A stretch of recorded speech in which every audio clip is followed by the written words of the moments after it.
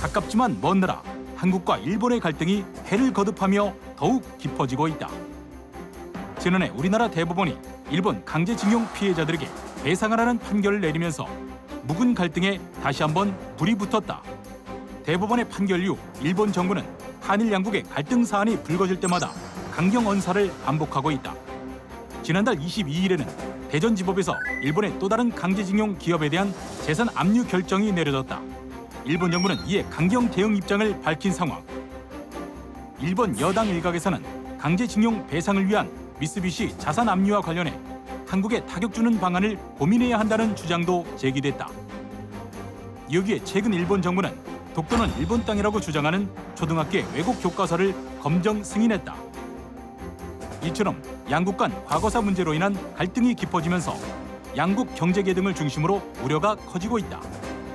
일본에겐 미국과 홍콩이 이어 세 번째로 큰 무역 흑자를 내는 한국으로의 수출길이 막히게 되고 한국 역시 부품이나 각종 기계를 들여오는 통로가 차단돼 적지 않은 피해가 예상되기 때문이다. 이에 우리 정부는 역사 왜곡에 대해서는 강력히 항의하는 한편 동북아 평화와 번영을 위해서는 미래지향적 관계를 지향한다는 이른바 투트랙 전략을 얘기하고 있다. 전문가들 역시 대일 특사 파견이나 공공외교 강화 등 문제 해결을 위한 보다 실효성 있는 전략이 필요하다고 조언한다. 하지만 아직은 풀릴 기미 없이 점점 갈등이 깊어지는 한일 관계. 앞으로 어떤 해법을 찾아가야 할까?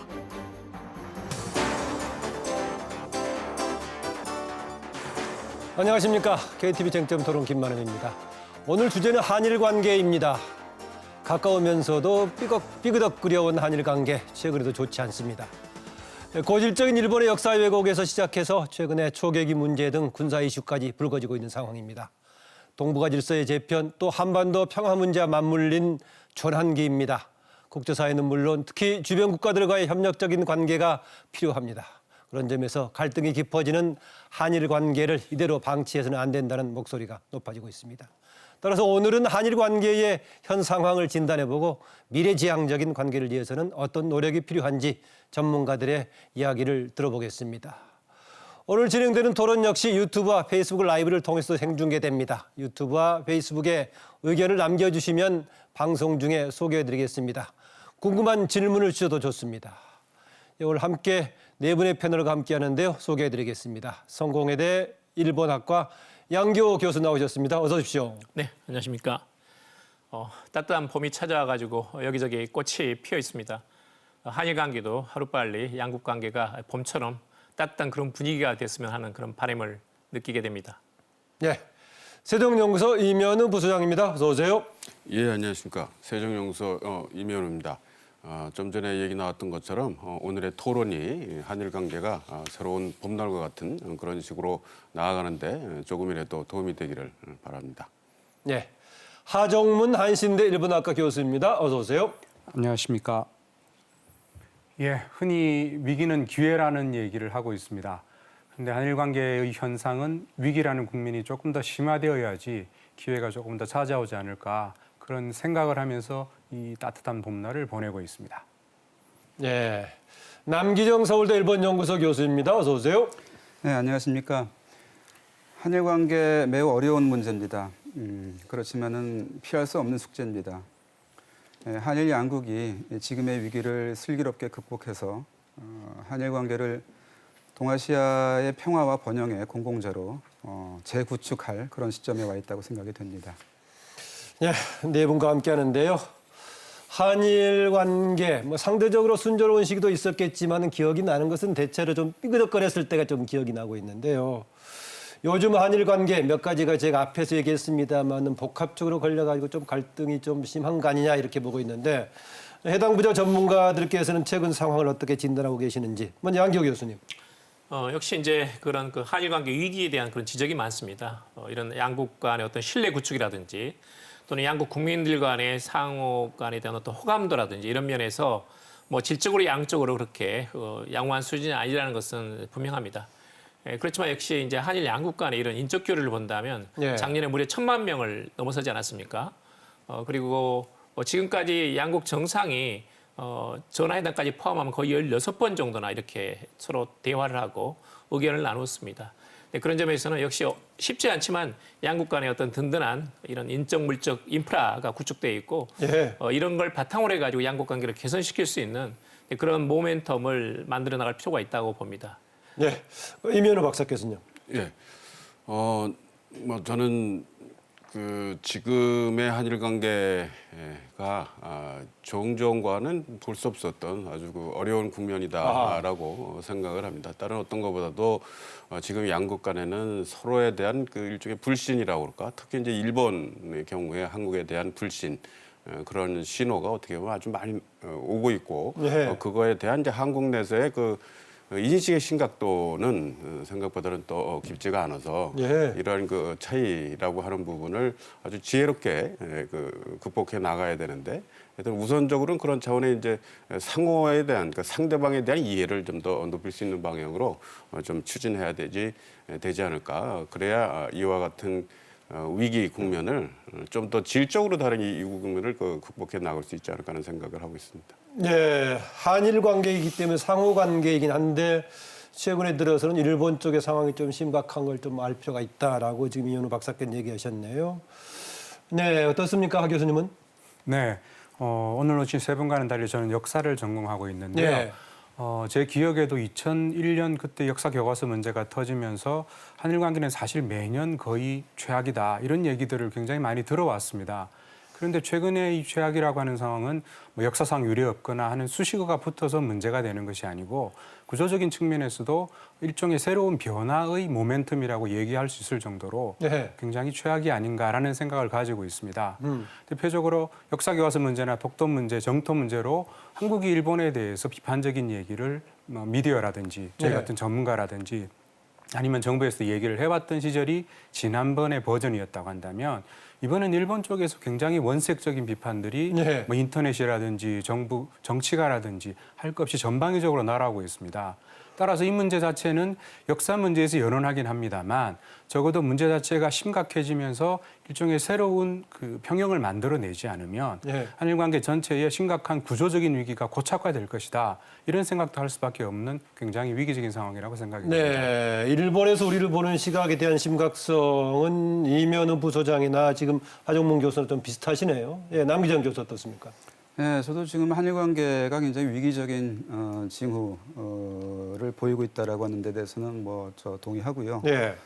지금 과거와 특히 다른 점은 지금 한일 양국 정부가 이 악화되고 있는 한일 관계를 수습하려는 의지나 능력이 잘 보이지 않는다라고 하는 거죠. 아, 더 안 좋군요, 그러면은요. 저는 예. 그렇게 봅니다. 그러니까 악화된 현실 그 자체보다는 개선의 방향성이 잘 보이지 않는 현실이 있다는 거, 이게 굉장히 지금 어려운 상황이고요.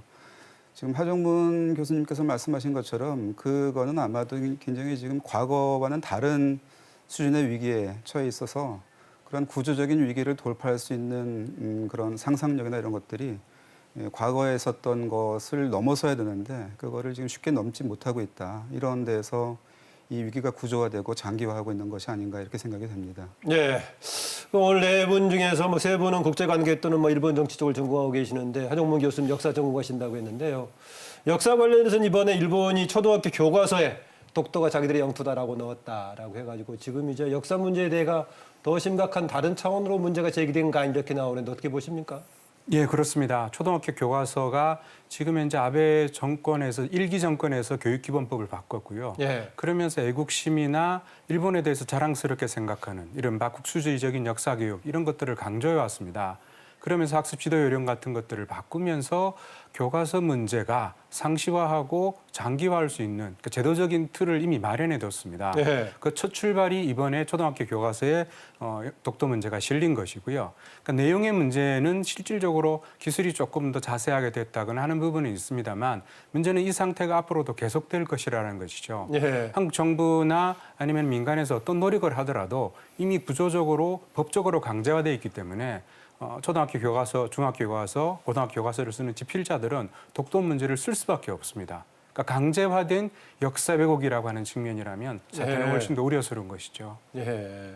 예, 남기정 교수님 어떻습니까? 지금 이제 독도 관련 문제를 비롯한 최근의 역사 왜곡 논란 관련 일본 내부에서요. 그렇죠. 그러니까 이게 뭐 오래전부터 있었던 문제인데요. 그러니까 일본 외무성이나 일본 방해성에서 내는 자료들에서는 이미 오래전부터 일본 독도를 포함해서 예. 주변에 그 영토 분쟁이 있던 그런 곳들을 일본 고유의 영토라고 얘기를 하고 그동안에 우리나라의 이것에 반발이 그러면 일본의 그런 흐름에 어떤 전혀 작용을 하지 않았습니까? 어땠습니까? 우리나라의 반발이라고 하는 게 직접적으로 이렇게 영향이 있었다고는 생각되지 않고요. 예. 일본이 생각하는 어떤 국가 진로 이런 것들이 크게 영향을 미쳤다고 생각합니다. 그러니까 특히 아베 정부에 들어와서의 어떤 그 장기적인 목표들이 실현되고 있는 거라고 보여지는데요. 다만 이게 이제 그 장래 미래 세대를 이어갈 초등학교 학생들에게까지 이런 인식이 이제 미치기 시작했다라고 하는 게 크게 문제가 될 것 같습니다. 예. 그러니까 뭐 우리의 이 독도 주권 행사에는 직접적으로 영향을 미치지 않는 거라고는 생각됩니다만은 아무래도 미래 세대 젊은 어린 학생들 이제 이런 생각들을 하면서 한일 관계를 얘기한다라고 하는 게 이제 우리가 마주해야 할 커다란 변화이고 어려움이겠죠. 예. 뭐 일본 내부에서 이런 문제에 대한 좀 비판적인 견해가 없지는 않겠습니다만은 정치권을 중심으로 한국을 향한 비판적인 강경 발언이 최근에 더 강해진 배경 어떻게 보십니까? 저는 기본적으로 이제 아베 정권이 장기화되고 있다는 것이 저는 크다고 보고요. 아마 직접적으로는 이제 강제징용 문제에 대해서 한국 정부가 대책을 내놓아야 되는데 예. 왜 이렇게 내놓지 않느냐에 대해서 어떤 조바심 같은 것들이 많이 느껴지고 있다고 봅니다. 그런데 이제 사실은 이게 그 일본 측과 그동안 이제 한일 양국이라는 것은 기본적으로 냉전의 이런 그 유대, 예. 그다음에 이제 어떤 경제적인 어떤 상호 간의 협력의 필요성 이런 것들이 강하게 이제 어떤 그런 그 싫더라도 서로 같이 할 수밖에 없는 어떤 시스템을 만들었었거든요. 근데 지금은 이제 예를 들면 이제 한반도 비핵화에 대해서 북한에 대한 어떤 인식이라든지 접근법이 완전히 다릅니다. 우리는 이제 남북 관계 개선을 통해 가지고 동북아 평화 번영을 지향하는 데 비해서 일본은 아직까지 이제 대북 불신이 굉장히 강하거든요. 근데 그런 점에서는 어떤 전략적인 이익을 공유하기가 쉽지 않고, 예. 그다음에 이제 역시 이제 역사 문제에 있어서도 지금은 이제 1965년에 청구권 문제의 어떤 한계 같은 게 드러났거든요. 이제 그것을 다시 재조정해야 되는. 근데 그동안 이제 시민사회 목소리도 있었고 또 피해자들이 어떤 사법부의 판결을 통해 가지고 이것을 강력하게 요구하는 측면이 있습니다. 예. 이런 점에서 이제 양국 간의 인식이 확연하게 다르고 이것을 이제 메꾸기가 굉장히 어렵습니다.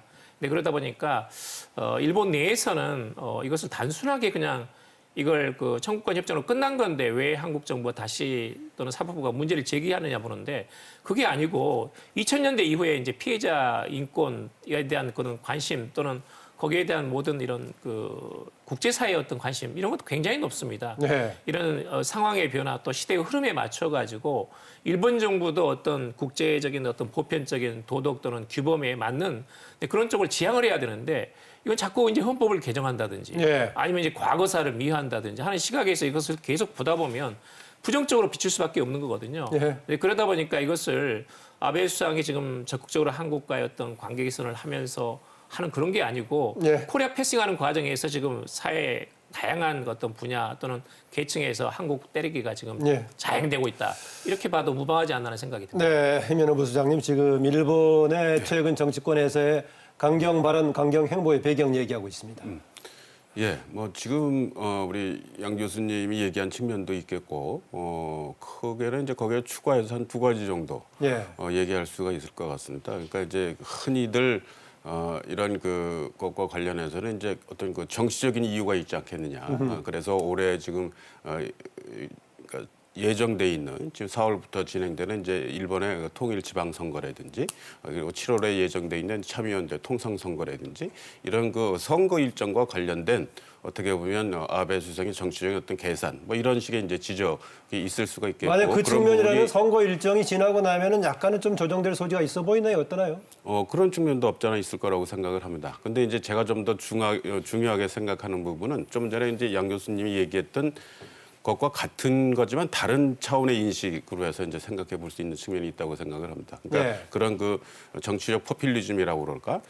아니면 정치적인 어떤 계산에 의한 그런 어떤 민족주의적 내지는 그 한국 배싱이라고 그럴까? 그런 것 측면도 없지 않아 있지만 그것보다는 더 어떻게 보면 제가 좀 그 강조하고 싶은 것은 지금 한국과 일본 사이에 보면은 그 국제 환경 변화에 대해서 어떻게 인식하고 있느냐라고 예. 하는 것이 아주 크게 지금 달라지고 있다고 생각이 듭니다. 그러니까 이제 지금 어떻게 보면 세계가 냉전 이후 그리고 2010년 이후에 어떻게 보면 많이 이제 변화를 하고 있다고 할 수가 있겠는데 뭐 중국의 공세적인 부상이라든지 그에 따른 G2의 대두라든지 그 미중 간에 그리고 그런 것이 이제 앞으로 세계 정세를 국제 관계를 어떻게 변화할지 그리고 그러한 그 변화되는 국제 정세 속에서 국제 관계 속에서 어떤 식으로 우리가 그러니까 한국은 한국대로 일본은 일본대로 어떤 식으로 대응하느냐에 대해서 서로 다른 생각을 좀 갖고 있다라고 생각이 듭니다. 그러니까 예. 저는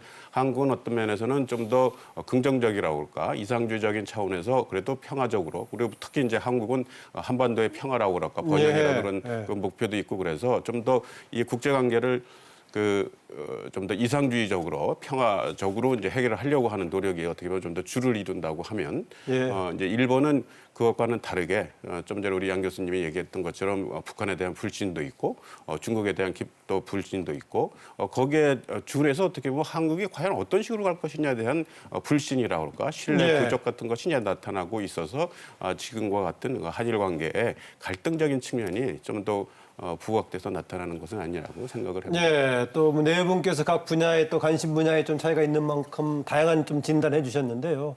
역사 문제 같은 경우는 긴 이제 상당히 오래된 문제에다가 최근에 그 징용 관련 이제 배상 문제 논란이 되고 있고 거기다가 또 위안부 관련 재단 문제 있고 지금 얘기하신 대로 이면우 부소장 얘기하신 대로 국제 정세의 변화에 따른 일본의 전략 등 복합적일 건데요. 먼저 역사인식 문제 좀 잠깐 짚어보죠. 남규정 교수님 어떻습니까? 계속 반복돼 왔는데 해법이 마련될 수 있을까요? 국내에서도 인식에 따라서는 계속 이걸 가지고 일본에 요구한다 해서 과연 해법이 나오겠느냐 이렇게 회의적으로 보는 사람도 있던데 어떤 해법이 가능할까요? 네, 그러니까 역사 인식의 문제, 특히 이제 이 배상 관련해서 이제 지금 나오고 있는 문제는 오래된 문제이면서도 새로운 문제라고 생각이 됩니다. 지금 아까 하정문 선생님께서 말씀하셨지만은 지금 구조적으로 완전히 한일 관계가 변동하고 있는 상황에서 나오고 있는 문제라서요. 새로운 상상력, 새로운 해법이 지금 모색되어야 하는 그런 시점이라고 생각이 됩니다. 예. 지금 국내적으로는 이 배상 새로운 해법이라면은 기존에 그냥 막 책임론 얘기했던 뭐 다른가 뭔가 섞은 접근이 필요하다 그런 얘기입니까? 새로운 해법이라고 하더라도 그게 예. 완전히 새로운 건 아니고요. 사실은 지금까지 역사를 전제로 해가지고 앞으로 나아갈 수 있는 방법이 저는 있다고 생각이 되는데요. 예. 지금 현재 이와 관련해 가지고는 3가지 정도의 해법이라고 해야 될까, 뭐 시나리오 같은 것들이 지금 논의가 되고 있는 것 같습니다. 첫 번째는 그 현상 파기의 길이죠. 그러니까 그 이 장기 대치를 감수하고라도 1965년 체제를 해소하는, 그러니까 서서히 해소해 나가는 그런 길이라고 생각이 됩니다. 두 번째로는 그 1965년 체제, 즉 지금 그 문제가 계속 발생하고 있는 한일협정 뭐 한일협정 거죠? 체제죠. 1965년의 기본조약과 청구권 협정이라고 하는 것을 기본으로 하는 그러한 한일협정 체제라고 하는 게 있는데 이게 이 안에서 일단 수습하는 것도 두 번째 길로는 유효합니다. 예. 그러니까 그 청구권 협정에 입각해가지고 이 외교 교섭을 하고 그런 다음에 안 될 경우에는 뭐 제3자의 조정으로 간다라든지 이러한 해법들이 거기 안에 놓여져 있고 그것도 하나의 방법일 수가 있죠. 그다음에 세 번째로 논의되고 있는 거는 최근에 이제 한국에서도 이런 논의들이 나오고 있는데 65년 체제, 한일협정 체제 바깥에서 이 65년 체제를 유지하는 길입니다. 무슨 얘기냐면은 국제사법재판소, ICJ라고 얘기하는 거기에 문제를 가져가는 거고 거기에서의 판단에 맡기는 거죠. 근데 이런 3가지 정도 크게 봐가지고 한 3가지 정도 해법들이 논의되고 있는 것 같은데요. 저는 여기에 조금 더 이 새로운 상상력을 좀 동원을 해가지고 새로운 걸 좀 우리가 좀 고민해보자라고 하는 입장을 좀 가지고 있습니다. 즉 65년 체제를 극복하는 길입니다. 그러니까 여태까지의 노력에 더해서 이걸 극복하는 길이 있을 수 있다 이런 생각을 좀 하거든요.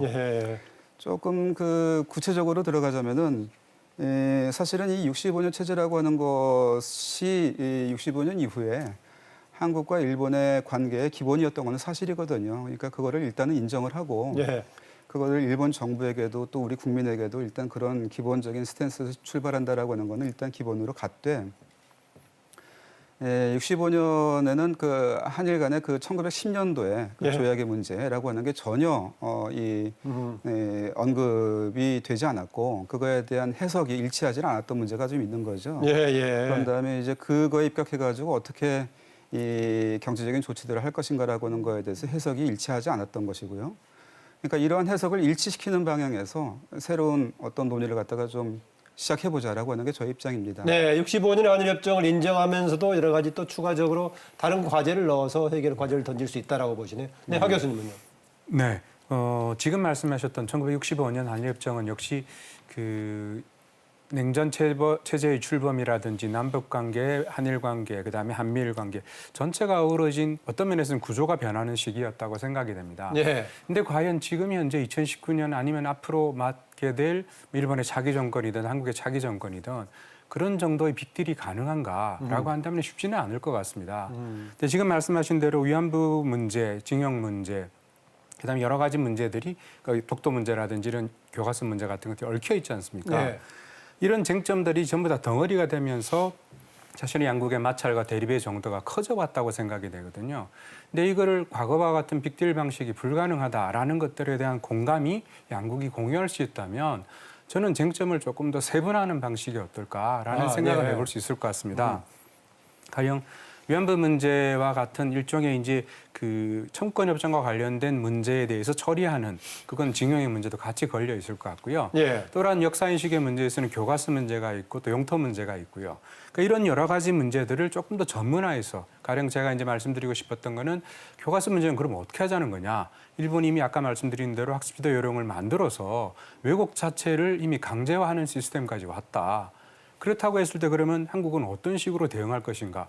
사실은 별 뾰족한 수는 없다고 생각이 됩니다만 그 왜곡을 강제화한다는 표현은 교과서 등에서 넣어서 하는 걸 얘기하는 거죠. 그렇죠. 예. 집필자에게 이미 그 가이드라인이 나와 있다라는 것이죠. 예. 그렇다고 한다면 그런 문제를 놓고 한일 양국이 가령 인터넷에서 여러 종류의 우리가 말하는 제가 이제 말씀드리자면 전문가가 아닌 분들이 여러 정도의 페이크 뉴스를 양산을 하고 있는 상황도 분명히 있습니다. 예. 그렇다고 한다면 이런 것들을 조금 더 가지치기를 해서 결국 역사 왜곡에 관한 얘기라면 교과서 문제라면 그런 논의를 전문화하는 일종의 장을 만들어주자. 그러니까 제가 옛날에 했었던 한일역사공동위원회 같은 것들을 만들어서 쟁점의 부분들을 서로 간에 다른 쪽으로 번지지 않도록 관리하는 역할. 이 정도의 합의는 저는 가능할 것으로 생각이 되거든요. 네. 그러니까 그런 식으로 지금 현재 있는 쟁점들을 가지치기를 해서 국소화하고 전문화해서 논의들을 조금 더 국민 감정이 개재되지 않는 쪽으로 이끌어 나가는 노력이 필요할 것 같습니다. 네. 그 얘기 나오신 김에요.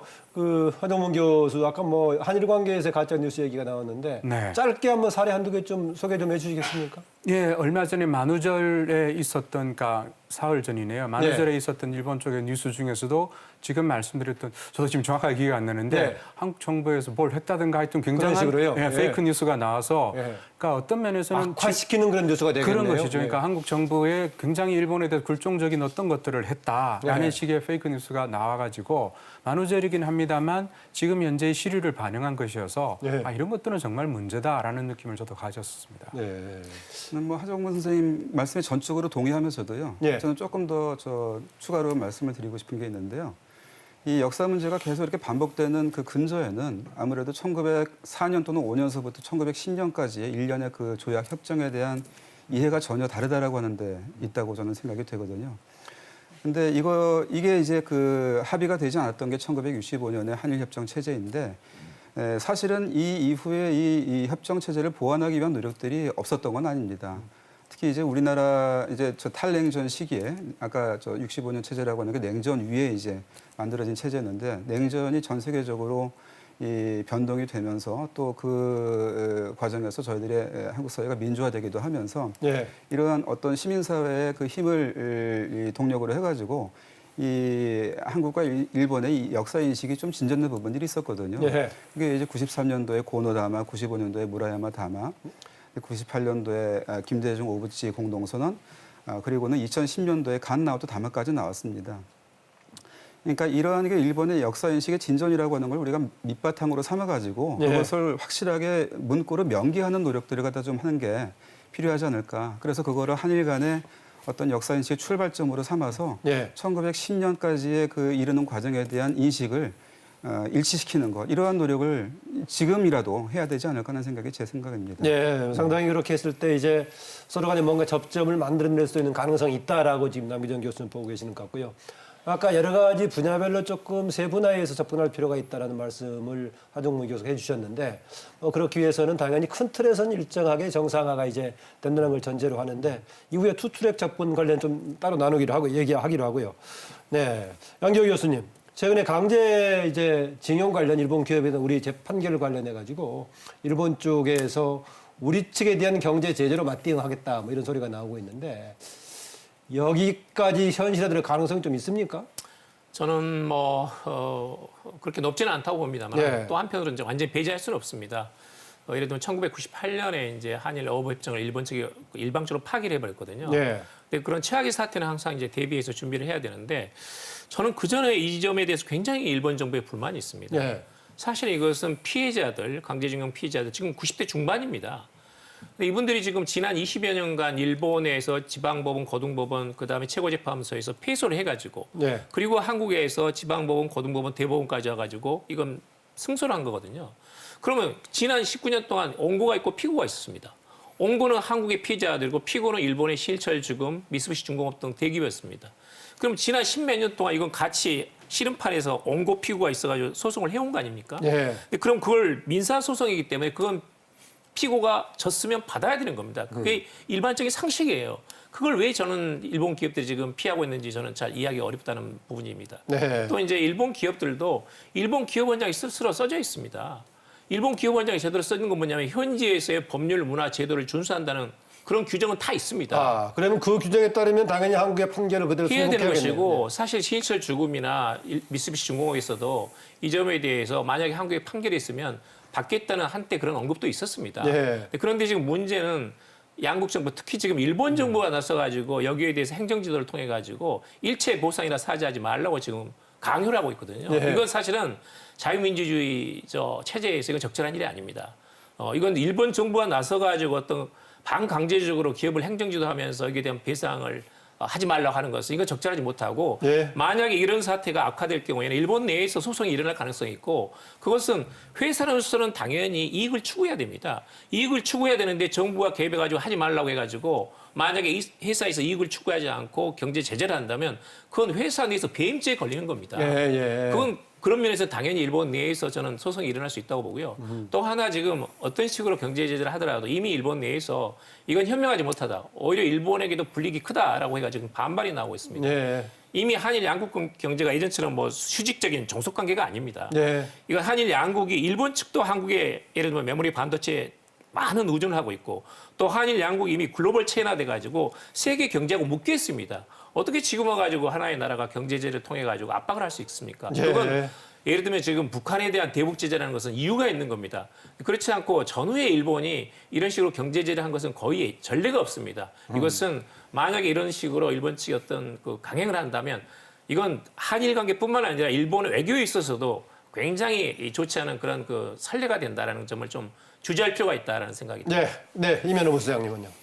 예, 지금 얘기 나온 것처럼 뭐 직접적인 어떤 그 제재라고 그럴까 그런 것보다는 그 정도 근데 단계까지는 지금- 아니다. 예. 네.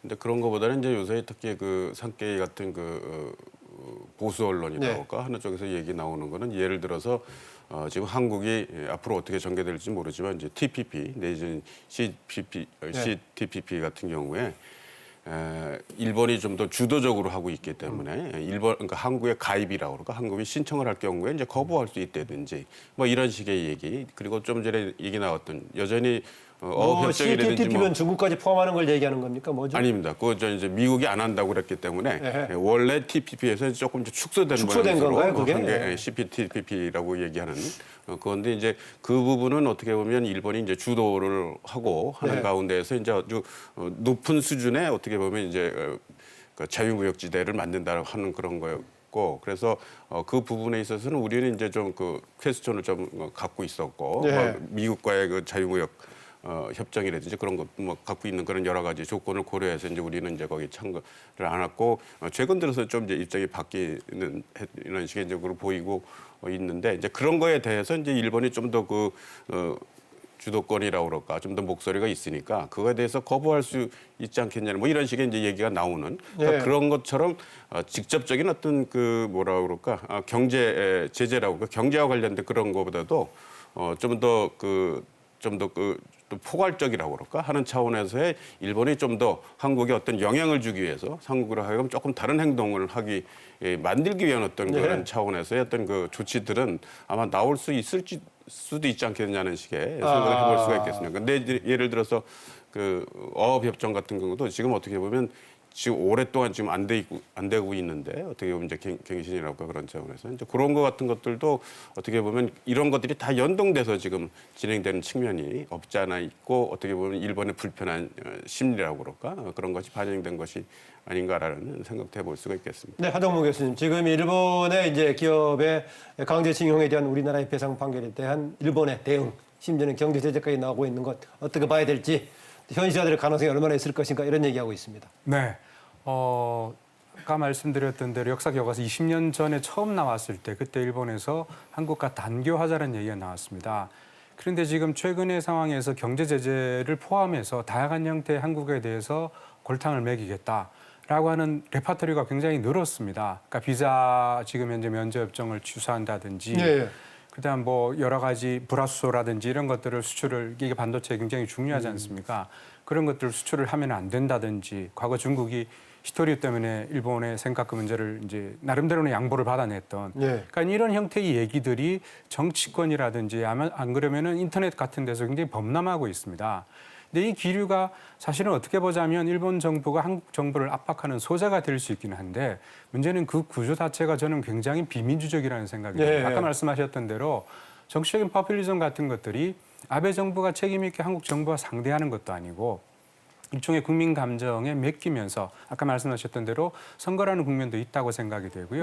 이런 여러 가지 측면에서 일본에서 민주적으로 한국에 대한 제재를 해야 한다면 저는 그렇고 결정이 된다면 그건 일본 측 사정이라고 생각이 되는데 그 안에 있는 비민주적이라는 부분이 제일 걱정되는 부분입니다. 왜냐하면 그렇게 해서 사태가 악화되고 나왔을 때 다시 수습할 수 있는 민주적인 장치가 기능하지 않게 된다는 것이죠. 그런 측면에서 보자면 지금 현재 제재의 논의는 내용보다는 저는 과정이 굉장히 우려스럽게 보이고 있습니다. 남 교수님. 네, 뭐 두 분 말씀 뭐 정론인 거는 분명한데요. 그럼에도 불구하고 일본이 취할 수 있는 행동이 전혀 없을 거라고는 또 단정할 수 없는 게 또 현실인 것 같습니다. 만약에 거기까지 간다면은 뭐 전쟁을 제외한 나머지 상태에서는 최악의 국제 관계 아닌가요? 그렇죠. 그러니까 그 일본이 이 설정해놓은 레드라인이라고 하는 게 있는데요. 공식적으로 비공식적으로 일본 국민에게 구체적인 손해가 발생할 시에는이라고 하는 얘기를 자주 하고 있습니다. 그러니까 그게 이제 구체적으로는 이 압류 자산의 현금화라고 하는 식으로는 얘기를 하고 있거든요. 근데 그랬을 경우에는 모종의 행동을 취하지 않을 수 없다라고 하는 게 일본의 공식적인 그런 입장입니다. 그러니까 거꾸로 지금 이러한 행동들에 대해서 일본의 국민들의 지지가 어느 정도 있는 상황인데 그렇게 진행이 됐을 때 일본 정부가 아무것도 행동을 취하지 않는다 그랬을 때 일본 안에서 견딜 수가 있는가라고 하는 또 문제도 있습니다. 그러니까 이런 걸로 봐서는 어느 정도 그 각오는 해야 할 필요가 있긴 있는데요. 준비도 해야 되겠고요. 다만 지금 말씀하신 것처럼 이렇게 대규모의 명시적이고 공개적이라고 해야 될까요? 그런 식의 제재나 이런 걸로 하기는 좀 어려운 게 또 현실입니다. 그러니까 이 보복을 한다 하더라도 어느 정도 그 보복의 내용이라고 하는 게 상응하는 정도라고 하는 식으로 이게 국제적인 상식이기도 하고요. 그러니까 그런 것들을 넘어서는 대규모의 보복이라고 하는 걸 지금 한다고 하는 거는 이것도 일본 스스로가 국제법을 어기는 그런 방향으로 갈 수 있기 때문에 그렇게까지는 하기 어렵다라고 하는 거는 좀 생각을 하면서도 고민은 해야 되겠다는 생각이 듭니다. 근데 예컨대 지금 여러 가지 나오고 있습니다만은 제가 또 조금 우려스러운 거는 이제 곧 저 후쿠시마 인근 해역에서의 수산물 관련해 가지고 WTO의 결정이 나올 것 같은데요. 근데 그 경우에는 이제 그 결정이 나왔을 경우에 3개월에서 한 15개월 정도까지 유예 기간을 두고서 이 논의할 수 있다, 협의할 수 있다 이런 규정이 있습니다. 그래서 우리로서는 이 그 기간을 활용해 가지고 이 소프트 랜딩하는 거를 좀 고민을 해야 될 텐데 이와 관련해 가지고 일본이 굉장히 압박이 이런 쪽에서 심해질 가능성은 충분히 우리가 각오를 하고 있어야 되겠죠. 조금 전에 얘기했던 WTO 결정 뭐 어떤 내용인가요? 3월 그러니까 1911년도 이 후쿠시마 원전에서의 그 사고 이후로 2011년요. 네네 2012년 죄송합니다. 그 이후로 그 후쿠시마 인근 해역에서 나오는 수산물에 대해서 한국 정부가 지금 그거를 수입을 금지를 하고 있는 게 있죠. 근데 그 품목이라든지 뭐 이런 여러 가지 점에서 이제 WTO에서의 논의가 진행돼서 이 금지했던 그런 수산물의 품목에 대해서 이제 해제하라라고 하는 요구가 아하. 있습니다.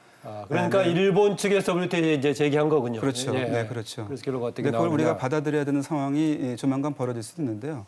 그 점에서 일본의 외교적인 압력이라든지 이런 것들이 좀 그 예상했던 것보다는 세질 가능성이 있습니다. 네, 그리고 처음에 시작할 때 최근에 상황 진단에서 우리 이면우 박사께서 최근에 변화하는 국제 정세에 대한 일본의 인식 또 그 인식의 우리하고 다른 차이 뭐 전략을 잠깐 거들어 주셨는데 예. 좀 상세하게 말씀 주신다면요. 예.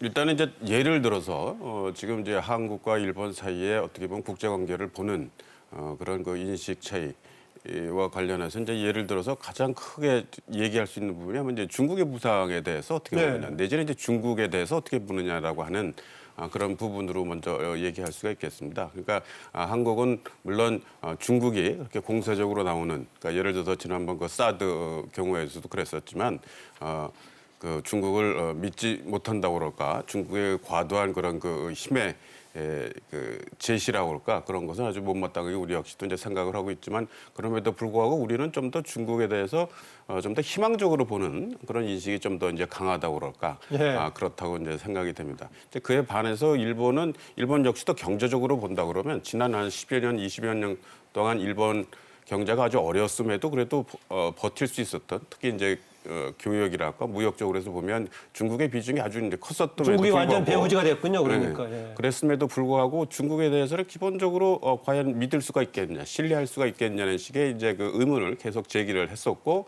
바로 그러한 이유 때문에 어떻게 보면 그 룰에 의한 지배, 뭐 이런 것을 어떻게 보면 국제적으로는 많이 제시하는 이유라고 할 수가 있겠습니다. 그 중에는 이제 중국이 갖고 있는, 내지는 중국이 제시하는 이제 중화주의라든지 그런 식으로 한다고 하면은 뭐 19세기 이후라고 그럴까, 서구의 근대화 이후 어떻게 보면 착실히 진행된 그 국제적 룰이라든가 그런 것이 이제 훼손되고, 그럼 많은 혼란이 올 것이다라고 하는 그런 식의 이제 생각으로 해서 네. 어떻게 보면 그런 그 이제 뭐 현실주의적이라고 그럴까, 국제 관계를 보는 현실주의적 입장에서 어떻게 보면 이제까지 국제 관계 변화에 대해서 대응을 해왔고 라고 생각을 하는데, 그런 부분이 어떻게 보면 한국과는 이제 많이 차이를 나타내는 예. 그런 측면이라고 생각이 됩니다. 그리고 또 이제 뭐 달리 또 얘기를 하면, 예를 들어서 좀 전에 그 북한 얘기도 나왔었습니다만, 북한을 못 믿는 건 어떤 면에서는 뭐 한국이나 일본이나 어떤 면에서는 비슷하다고도 생각이 들지만, 일단은 지리적으로 내지는 우리는 뭐 우리 역사적으로 해서 북한의 위협을 좀 더 완화시키는 데 있어서는 또 협력이 좀 더 그래도 필요하다라고 하는 것이 어떻게 보면 뭐 정권이랄까 어떤 이념적인 것과 상관없이 기본적으로 있는데 반해서 어떻게 보면 일본은 조금 더 떨어져 있다는 이유 네. 때문에 그런지는 몰라도, 또 보면 기본적으로 불신하는 가운데 그 군사적인 어떤 대응이라고 그럴까, 그런 것을 좀 더 우선시하는 그런 네. 그 아주 그 현실주의적인 그런 측면도 또 나타나죠. 그러니까 그런 측면이 생각보다 한국과 일본 사이에 커다란 갭으로 해서 지금 있는 게 아닌가라고 생각이 듭니다. 네, 일본의 현실주의적인 접근과 우리는 이상적이랄까, 이상 평화주의적 접근이 이해관계 충돌로 생길 수도 있다는 진단이셨는데, 더구나 지금 최근에 문재인 정부 들어와서 한반도 문제가 상당히 평화 번영의 전략으로 나가고 있는데, 이게 일본하고 혹시 이렇게 맞물리면 대립관계로 나갈 수 있지 않냐, 이런 진단도 나오고 있습니다. 우리도 이제 물론 대북 불신이 있습니다. 그걸 다 믿는 건 아니고 불신이 있죠. 그런데 일본 측은 불신이 아주 강합니다. 그건 국민이나 정부나. 그런데 저는 하나 묻고 싶은데, 예. 대북 불신이 있으면 그 다음에 어떻게 되는 겁니까? 문제가 풀리는 겁니까? 2, 3년 전만 해도 그야말로 전쟁 위기가 있었고, 얼마나 한반도에서 그런 공포가 있었습니까? 한반도에서 전쟁 위기가 있거나 긴장감에 빠져들면 일본도 원하지 않고 한국도 원하지 않습니다. 동북아에서 전부 다 좋지 않은 결과로 가는 겁니다. 근데 그런 걸 막기 위해서 대화를 하고 북미 대화, 남북 대화를 해가지고 어떤 동북아 평화 번영의 선순환 구조를 만들려는 것이 이제 문재인 정부의 입장이고요. 네. 그런 데 위해서 일본은 대북 불신을 이야기하면서 문제를 해결을 하기 위한 어떤 적극적인 제시를 하지 않습니다. 그야말로 완전한 대북 봉쇄 내지는 대북 제재거든요. 근데 그럴 경우에 그건 모든 협상이라는 것은 테이블에 당사자들이 나와야 되는 겁니다. 그러면 저쪽끼리 나와야 남북 정상회담이 되고 북미 정상회담이 되는 것인데, 지금 전쟁으로 문제를 해결할 수 있는 상황은 아니기 때문에 네. 대화를 해서 이걸 문제를 해결해야 되지 않겠습니까? 그런데 북한에서는 지금 그동안에 이런 남한과 북한과의 경제 격차 50분의 1입니다. 뭐 일본과 하면 뭐 수백 분의 1이고요. 그런데 북한이 자기 생존 전략으로서 핵무기를 개발한 것이거든요. 그걸 지금 포기하라는 것이니까 그런 것에 대해서는 한국, 미국, 일본 다 일치하고 있지만 적어도 태고의 협상장에 나오게 하기 위해서는 불가역적인 어떤 비핵화 조치를 북한이 취했을 경우에는 그에 상응하는 약간의 양보를 하면 되는 것이고 또는 네. 제재 완화를 하면 되는 것이고 아니면 적어도 북한이 또다시 그것을 어겼을 경우에는 스냅백을 해가지고 그걸 다시 제재를 가하면 되는 겁니다. 근데 그런 점에서는 지금 일본의 일방적인 완전한 비핵화라는 것은 뭐 중거리 미사일, 단거리 미사일 또는 생화학무기, 현재 핵탄두까지 완전하게 포기를 해야 겨우 대북 제재 완화가 가능하다는 것은 그건 물론 지난번에 그 트럼프가 하노이에서 문서로 제출했던 뭐 그 내용을 맞습니다. 얘기하시는 그 거죠? 내용은 맞지만 예. 지금 그 상태에서 어떤 협상장에 당사자가 모일 가능성은 낮기 때문에 예. 한국이 대안을 제시하고 있는 것이고 거기에 대해서 일본 측은 어느 정도 이해를 하지 않으면 문제는 풀리지 않는 것입니다. 그게 현실 아닙니까? 네, 남부정 교수 어떻습니까? 예, 대북 정책도 문제지만은요. 뭐 안보 정책이라고 할까요? 큰 틀에서 한국과 일본의 그 격차가 좀 있는 것 같습니다. 인식도 그렇고 정책도 그렇고요. 예. 그러니까 일본의 안보 정책을 그 표현하는 그 키워드로 요즘에 부상하고 있는 게 인도태평양 전략 또는 인도태평양 구상이라고 하는 게 있는데요. 이건 아까 임원현 선생님께서 말씀하신 것처럼 그 이 법에 기초한 그러한 자유주의적인 국제 질서라고 하는 거를 베이스로 놓고 그거를 지키는 것이 일본의 역할이다 이렇게 생각하는 게 기본에 있는 거거든요. 예. 2차 세계대전 이후에 이 이른바 자유주의 진영 안에서 그 제도화되어 왔던 이러한 질서라고 하는 게 전제가 되어 있어야 되는데 일본이 여기에서 가장 수혜자였다라고 하는 인식이 거기에 자리 잡혀 있습니다. 예. 더구나 이제 최근에 이러한 자유주의적인 국제 질서라고 하는 게 이 세계의 성장 동력이라고 하는 게 이제 태평양에서 인도양으로 거쳐가지고 이 동남아시아, 남아시아, 아프리카 이 지역으로 지금 성장 동력이 옮겨가고 있다라고 하는 그런 인식도 여기에 더해져 가지고요. 이러한 지역으로 일본의 그 안보 관심이 좀 이동하고 있는 게 사실이거든요. 우리도 그런 인식 속에서 나오고 있는 게 신남방 정책 이런 거 신남방 아니겠습니까? 정책이죠. 그러니까 예. 그런 의미에서는 일본과는 경합하면서도 협조할 수 있는 그런 공간이 있을 수 있다고 생각됩니다. 예. 그런데 일본이 지금 의구심을 가지고 있는 거는 일본이 경계하는 것, 즉 이러한 그 자유주의적인 국제 질서가 깨지는 것을 경계를 하는데 한반도에서 시작된 그 작년에 시작된 그런 한반도 평화 프로세스라고 하는 게 어쩌면 이거를 깨트리는 그러한 그 쪽으로 나가는 게 아닐까라고 하는 거에 대한 의구심이 일본 쪽에서 지금 나오고 있는 거죠. 예. 그러니까 우리로서는 이러한 거를 좀 그 염두에 두면서 대일 정책을 구사할 필요가 있다고 생각이 되는데요. 그렇다 그래가지고 우리가 과거에 그 한미일 뭐 삼각 안보 협력이라고 하는 것처럼 얘기를 했던 그 틀로 돌아가서 거기에 뭐 하위 동맹처럼 예. 한일 관계가 돌아갈 수도 없는 거죠. 오히려 지금 그 한반도에서의 이러한 과정이라고 하는 게 동아시아에서의 새로운 어떤 평화 구축의 공공재로 이게 일본에게도 도움이 될 수 있다라고 하는 거를 적극적으로 설명을 하고 설득하는 그러한 과정이 필요하지 않을까 하는 생각입니다. 예, 뭐 또 시간이 나면은 뭐 동북아 질서의 재편과 관련된 얘기 조금 더 추가를 해보기로 하고요. 최근에 이제 일본의 국제 정세에 대한 뭐 전략의 차이, 인식의 차이 관련된 문제를 얘기하고 있습니다. 네, 그 짧게 한 말씀만 드리면 이런 것 같습니다. 한국이 지금 세계에서 10위 정도의 무역 대국으로 성장을 했고요. 네. 거기에 중국이 지금 세계 2위의 GDP를 자랑하고 있습니다. 사실 그동안에 일본이 가지고 있는 경제적 입지는 전 세계적으로 줄어들고 있는 상황이지 않습니까? 근데 이 부분이 지금 현재 말씀하셨던 국제관계 속에서 일본의 위치라고 위상이라고 하는 부분에 변화가 생기고 예. 당연히 거기에서 한일 관계의 축도 내용이 변해야 되는데 그 변하는 부분들이 역사 문제는 물론 과거 문제입니다만 현재적인 과제 이거 미래를 향한 오히려 슬기로운 해법을 창출해 나가면서 관계가 더욱더 돈독해지는 거지 않습니까? 예. 그런 측면에서 보자면 지금 일본이 가지고 있는 정치권에서의 여러 가지 연설들은 지극히 과거의 퇴행적이라고 생각이 듭니다.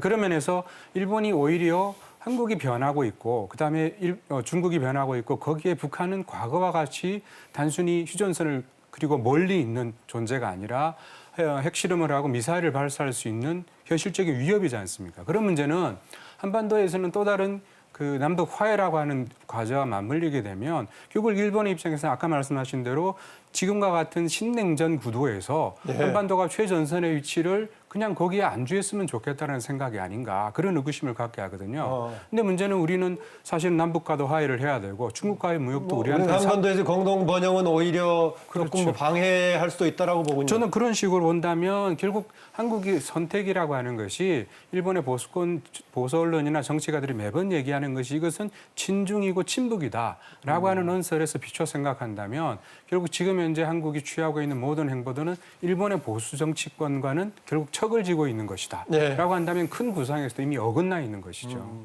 국제 전략, 국제 정세 관련은 아까 제가 말씀드렸다시피 나중에 좀 시간이 나면 좀 추가를 하기로 하고요. 아까 앞서 얘기가 나왔던 것이 항상 계속해서 역사 문제 관련은 계속 논란이 되고 있는데 그러면 이 문제가 해결이 안 되면은 다른 문제는 그대로 이제 발을 묶어놔야 되느냐 하는 문제가 나오니까 이제 투트랙 접근 얘기가 나오고 있단 말이죠. 큰 틀은 큰 틀에서 하면서 미래지향적으로 가고 또 그 문제는 그 문제대로 하자. 말은 좀 편하게 하는데 실제로 그런 방식의 접근이 가능할지 어떻습니까? 지금 일본에서 볼 때는 제가 파악하는 걸로 해서 보면 그러니까 말은 그런데 투트랙으로 지금 진행이 되지 않고 있다라고 인식하고 있는 것이 아닌가라고 생각이 듭니다. 네. 그러니까 역사 인식 문제라고 그럴까? 그것과 관련된 문제 내지는 그 외의 문제를 따로따로 한다고 하는데 막상 보면 역사 문제에 주가 되고 있지 막상 이쪽으로 해서 크게 진행되는 것이 없다라고 하는 그런 인식을 갖고 있고 바로 어떤 면에서는 그런 것 때문에 또 어떻게 보면 이제 불만이 또 일본은 일본대로 이제 제시하는 것이 아닌가라는 생각이 듭니다. 예, 뭐 그런 접근은 어느 한쪽만이 아니라 서로가 뭔가 맞아야 가능할 거 아니겠습니까? 한쪽은 투트랙으로 하려고 해도 삐걱거리면 안 되는 건데 뭐 그 방식 뭐 조금 추진해볼 만하고 한다면은 어떤 적인 보완점이 필요한지요? 투트랙 전략은 지금까지 한국 외교가 대일 관계에서 실패해온 그 경험을 철저하게 반성하면서 만들어낸 겁니다. 예, 예. 역사를 강조하고 영토를 강조가 한일 관계가 악화되지 않았습니까? 또는 역사 문제를 한일 간에 대충 봉합하기 위해서 만들어낸 게 2015년 12월에 한일 위안부 합의 아닙니까? 예. 근데 그 뒤로 어떻게 됐습니까? 여러 가지 또다시 원점으로 되돌아오지 않았습니까? 그걸 두 번 다시 실패하지 않기 위해서 만드는 게 투트랙 전략입니다. 그러니까 우선 당장 피해자들이 살아있고 피해자들의 요구가 계속되고 있는데 이걸 무시할 수는 없는 겁니다. 또 이전과 다른 것이 지금 이미 대법원 판결, 사법부 판결이 있습니다. 네. 이것을 완전히 무시할 수는 없고 상권 분립된 상태에서 이걸 존중할 수밖에 없는 것이 현실 아닙니까? 저는 문제는 이 투트랙 전략은 사실은 일본 정부가 오랫동안 요구한 겁니다.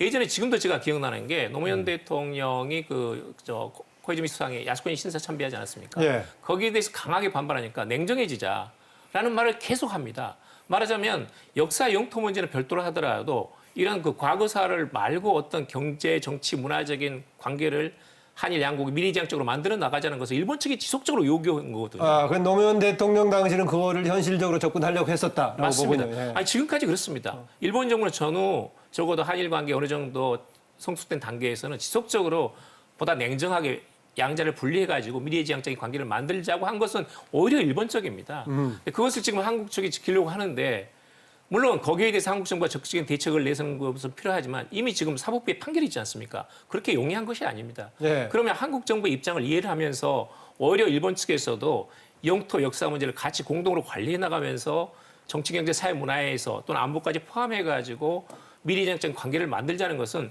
지금까지 일본 정부가 기대해온 것이고 예, 또 예. 한국 정부가 추진하는 겁니다. 그런 점에서는 저는 너무 지나치게 일본 정부가 역사 문제가 안 풀린다. 강제징용 문제에 대해서 한국 정부가 대책 내세우지 않으니까 기타 문제는 절대 응할 수 없다는 것은 저는 예. 매우 부적절하다. 특히 예. 이 민간 교류까지 이 문제에 대해서 일본 정부가 아예 포기하고 있는 것은 저는 그야말로 이건 정부의 책임 방기다 이렇게 보고 있습니다.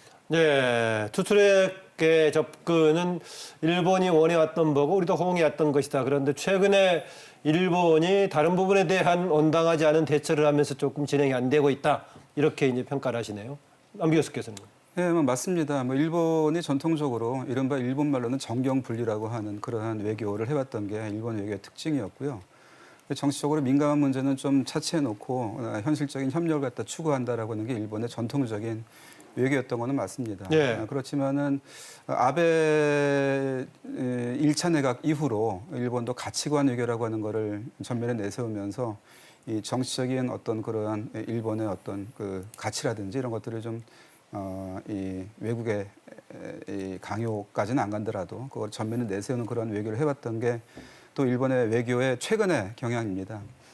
더구나 이제 지금 상황에서는 우리는 이제 투트랙으로 간다라고 하는 건 저는 이거는 뭐 맞는 방향이라고 생각되고 이 역사 트랙과 미래 트랙을 분리해가지고 움직인다라고 하는 건 이건 올바른 외교라고 저는 생각을 합니다만 이 일본 쪽에서 받지 않는 게 지금 현실인 것 같아요. 최근에 와서는. 그런데 그렇죠. 아까 기본적으로는 일본도 이제 그런 아까 정경 분리라 표현하든 뭐 하든 간에 그렇게 해왔었는데 네네. 최근에는 일본이 받지 않고 있다. 그렇죠. 예, 그래서 일본이 오히려 지금 원트랙으로 설정해 놓고 이 역사 문제에서 해결되지 않을 경우에는 다음에 협력으로 나가기 어렵다라고 하는 게 또 일본의 지금의 모습인 것 같습니다. 예. 그러니까 이거를 움직이려면은 일단 저는 이 역사 트랙에서도 우리가 조금 더 적극적으로 노력을 할 필요가 있다. 즉 역사 트랙과 미래 트랙을 분리하는 데에서만의 외교가 그치는 게 아니고 즉 이 미래 트랙으로 가는데 역사 트랙이 방해하지 않도록 하는 것만이 이 투 트랙 외교가 아니고요. 아까 뭐 창의적 창조적인 뭐 대안을 보자라는 것이 뭐 그런 의미였었죠. 역사 트랙에서도 예. 계속 일본에게 어떤 출구 전략이라든지 어떤 목표라든지 이런 것들을 제시를 하면서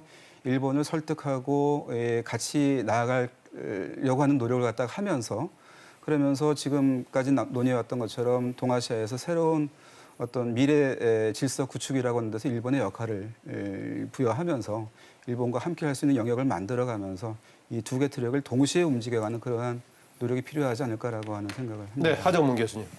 네, 말씀하신 대로 일본의 지금 현재 원트랙 정도에 가까운 전략으로 움직이고 있다고 생각하는 인식은 저도 기본적으로 동의를 합니다만 조금 더 다른 말씀으로 역시 한국 정부가 과연 그러면 제대로 역할을 하고 있는가 네.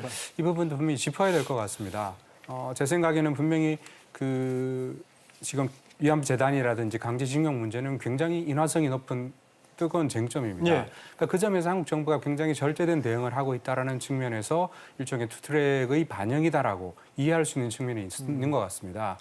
그런데 지금 위안부 재단도 그렇고 징용 문제도 그렇고 물론 아까 양 교수님 말씀하신 대로 이 부분의 문제는 순순히 민사소송의 문제는 있습니다만 정부가 해야 될 대일 관계 전체를 어쨌든 관장하고 관리해야 될 의무라는 측면에서 네. 조금씩의 새로운 해법들을 내놓고 적어도 그런 것들이 일본 정부가 응하든 응하지 않든 한국 정부가 이 문제를 풀기 위해서 주도적으로 노력하고 있다라는 적어도 모양은 저는 제3자가 확인할 수 있어야 된다고 생각이 되는데요.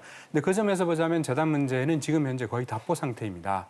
그리고 마찬가지로 징용 문제 같은 것도 뭐 이런저런 얘기가 나오고 있습니다만 청와대든 아니면 외교 당국이든 구체적으로 어떻게 하겠다든지 아니면은 그런 것들을 논의하기 위한 채널을 만들어 보자라는 우리 쪽의 주도적인 제안 같은 것들은 들어본 바가 없습니다. 예. 그러니까 그런 면에서 시간이 과연 누군 편인가라는 것들을 생각해 본다면 사실 한국 정부도 지금 현재와 같은 상황이 불리하지 않아서 그런 건지 제가 잘 모르겠습니다만 적어도 이 문제를 관리하면서 미국의 입장이라든지 아니면 중국의 입장에서 봤을 때 한국 정부의 노력이 일본과 같이 뭐 최근에 연호 문제에서도 우경화 얘기도 나오지 않습니까? 이미 아베 정부가 어떤 본색을 가지고 있는가에 대해서는 이미 주시하고 있는 바라고 생각이 됩니다. 예. 그런 아베 정부와 문재인 정부가 어떤 식으로 한일 관계를 운영해 나가고 있는지에 한국 쪽에 일단 방점을 두고 예. 한국 정부가 제시해야 될 여러 가지 내용들을 저는 선제적으로 제시해 가는 것이 중요하지 않을까 보입니다. 하교수 교수는 양면성을 좀 지적해 주셨네요. 한편으로는 우리가 뭔가 투트랙의 접근을 가능하기 위해서 절제된 뭔가 대응을 하고 있지만 네. 그럼에도 불구하고 구체적인 뭐 소통을 만들어내기 위해서 얼마나 과연 노력하고 있는지 뭐 이런 좀 아쉬움을 표현하네요. 지금. 그렇죠. 지금 이제 쟁점에 대해서 적어도 우리가 그러면은 이 제안에 대한 해결책은 아니더라도 일단은 틀이라도 제안을 해나가는 작업을 해야 된다는 것이죠. 네, 어떻습니까? 지금 그러니까 우리 정부 측에서도 최근에 어떤 그런 절제된 대응을 한다고 하더라도 뭔가 좀 소통 채널이 단절돼 있지 않느냐 이런 표현들을 예. 하고 있는데요. 특히나 그러니까 지금 이제 미국이라든가 북미 관련 문제를 보면서 우리하고는 거의 소통이 안 되고 있는 것처럼 느껴지기도 하던데요. 그렇습니다. 그러니까 그 투트랙이라고 하는 것이 어떻게 보면 지금까지의 정경분리책하고 좀 다른 것은 어떻게 보면 이 정치하고 경제 내지는 역사와 비역사 부분이라고 하는 부분을 균형을 잡아서 약간 비대칭적으로 그 상황에 맞게 비대칭적으로 균형을 잡아서 하겠다라고 하는 것이 어떻게 보면 여태까지의 정경 분리책 그건 뭐 한국이든 일본이든 그렇게 이제 전개되어 왔다고 생각이 드는데 현 정부의 이 투 트랙이라고 하는 것은 이게 두 가지를 동시 정치적으로 진행하겠다, 병행하겠다라고 하는 차원에서요. 저는 그 특수액이라고 그럴까 하는 것이 있다고 생각이 듭니다. 근데 과연 경향도 있지만은 서로 간에 갈등이 있더라도 큰 틀에서는 호의적인 관계를 유지하면서 문제 해결하자 이런 거 아니겠습니까? 예, 그렇죠. 그러니까 그런 차원에서 그러니까 역사적인 문제도 중요하고 이것도 중요하니까 같이 해 나가겠다라고 하는 그런 어떻게 보면 아주 좋은 아이디어지만 실제적으로 과연 그것이 이제 가능하냐라고 하는 문제가 예, 있다고 예. 생각이 듭니다. 그러니까 뭐 양 박사님이나 다른 분들 말씀하신 것처럼 일본이 너무 오히려 이제 거꾸로 예전과 다르게 그냥 역사에만 너무 매몰돼 있다고 얘기를 하시지만 그런 측면도 분명히 있고 일본이 유연성을 못 갖는 그런 측면도 분명히 나타나지만 좀 전에 우리 하 교수님이 얘기하셨던 것처럼 어떻게 보면 그리고 남 교수님도 얘기했던 것처럼 조금 또 이 각 부분에 있어서 조금 그 출구가 나올 수 있도록 해줘야 되는데 예를 들어서 우리 정부가 크게 지금 제안한 것이 막상 없고 네. 그런 차원에서는 보면 이게 두 가지를 다 중요하다고 해서 병행으로 하면서 방치해 놓은 상태의 모양새가 지금 어떻게 보면 서로 지금 다 인식이 되고 있는 것이 아니냐. 그래서도 어떻게 보면 쉽게 그리고 그런 차원에서 그리고 달리 얘기를 하면 방치라는 차원에서 이제 어떻게 보면 해결에 있어서 가장 중요한 것 중에 하나가 이제 리더십이라고 생각이 예. 되는데 정치 리더십이라고 하는 것이. 근데 이제 그것과 관련해서는 지금 한국이나 일본이나 공이 소위 말하는 정치적 포퓰리즘이라고 그럴까? 예. 거기서 크게 나가지 못하는 그런 측면이 그러니까 여태까지 계속 얘기가 되었지만 이 문제가 결코 쉽지가 않지 않습니까? 그러니까 예전 문제를 어떻게 해결하겠냐는 그 아주 예전부터 시작을 해갖고 아주 얽혀 있는 부분이 돼서 이게 정치적 리더십을 그러니까 단순히 그 아이디어 차원만이 아니고 그런 그 정치적인 측면이 있어서 아주 어려운 측면이 있다고 생각합니다. 양국에 다 포퓰리즘의 문제 지적했지만 우리 정부의 입장에서 봤을 때 좀 아쉬움이 있다는 얘기를 몇 분 해주셨는데 어떻습니까? 저는 이제 기본적으로 이 문제는 민사소송이다. 민사소송이기 때문에 정부가 개입할 수 없다는 겁니다. 아하. 그리고 일본 측도 마찬가지로 이건 민사소송이니까 저는 당연히 일본 정부도 이 문제에 대해서 한 발짝 뒤로 물러나야 된다 이렇게 생각합니다. 단지 이제 저는 이제 여러분들 말씀하신 대로 1965년에 청구권 협정을 맺은 것은 한국 정부이니까 일방은 한국 정부가 완전히 자유롭지는 않습니다. 그런 점에서는 적어도 이 문제에 대해서는 한일 양국 간의 청구권 협정으로 정부간 관계는 끝났다. 그렇지만 이제 사법부의 판결이 있는 것이고 피해자의 지금까지 여러 가지 많은 노력이 있는 것이고 또 피해자가 살아있을 때 어떤 해결을 보는 것이 맞는 것이고 인지상정으로 그런 점에서는 저는 어떤 해법을 한국 정부가 적극적으로 찾는 것은 당연하다. 저는 예를 들면 이렇게 생각합니다. 지금 16개의 한국의 기업들이 청구권 자금을 받아가지고 그 후에 65년 이후에 성장한 부분이 있거든요. 거기서 기업들이 내는 어떤 기금을 만들어가지고 한국의 기업가 그리고 일본 기업들이 자발적으로 또는 적극적으로 또 여기에 같이 공동으로 만들어가지고 어떤 기금을 만들고 양자 간의 어떤 기업들 간의 한일 양국 간의 기업들이 이 문제를 해결해 나가는 하나의 중요한 주체가 될 필요가 있다. 그렇게 되면 적어도 피해 당사자들도 어느 정도 여기에 대해 수긍할 가능성은 있다. 그리고 적어도 지금까지 어떤 결론이 난 부분에 대해서 이건 어찌할 수 없습니다. 이건 한국 정부가 이 문제를 해결하려고 나선다는 것은 지금 대법원은 피해자들에게 일본의 전범 기업들이 배상하라고 하는 것이 판결이고 피해자들은 한국 정부가 어떤 재택을 세우더라도 일본 전범에게 보상을 받고 사죄를 받고 싶다는 것이 지금 피해자들의 심정입니다. 그런 점에서는 한국 정부가 대책을 내세우더라도 그것이 금방 작동할 가능성이 그렇게 높지 않고 쉽지 않은 문제다라는 것을 조금 강조하고 싶습니다. 상당히 중요한 쟁점을 꺼내주셔서 이 부분에 관한 다른 견해 있으시면 한번 듣고 싶습니다. 어떻습니까? 아니면 되게 동의하시면 그대로 넘어가고요. 우리가 보통 외교하면은 국제관계이기 때문에 불가피하게 이제 정부 간의 관계가 될 수밖에 없는데 다양한 우리가 또 민간 외교 부분도 있고요. 또 중간 정도 1.5 정도의 단계 외교가 있을 수 있을 것인데 그 전에 남기정 교수님. 네. 한일 관계, 정부 간의 관계가 악화됐을 경우에 아니면 또 좋아졌을 경우에 일반 사회적인 관계, 한국 사회와 일본 사회 관계 어떻게 반영이 되는 겁니까? 현장에서 보거나 그랬을 때. 한일 간의 지금 시민사회 관계는 그 과거 어느 때보다도 전 좋다고 생각합니다. 아까 지적해 주셨던 것처럼 이건 수치적으로도 확인이 되는데요. 그 한일 간의 지금 인적인 왕래 같은 것도 지금 굉장히 활발하고요.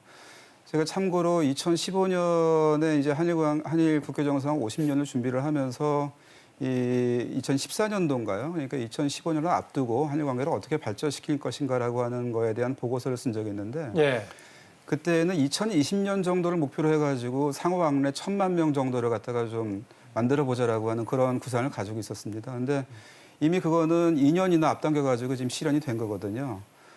그리고 숫자적으로 봐가지고는 한국으로 오는 일본인 관광객이 300에다가 우리가 가는 게 700이라 그래가지고 우리가 좀 손해 보는 거 아니냐 이런 인식들이 있을지 모르겠습니다만은 예. 이 증가하는 그 속도를 보게 되면 일본에서 오는 일본인들의 이 관광객 수가 훨씬 지금 가파르게 증가를 하고 있거든요. 아하.